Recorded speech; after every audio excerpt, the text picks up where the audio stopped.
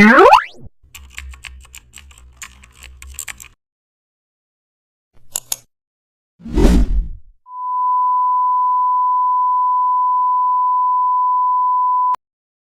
back to the channel. Don't forget to like, share, and subscribe my channel.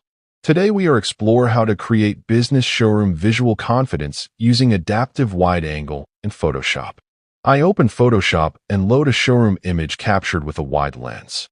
I stop for a second because showroom visuals directly influence business buying decisions.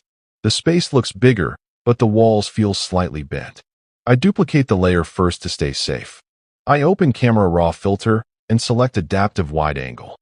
Slowly, I draw constraint lines along the main walls. I pause and let the correction happen naturally.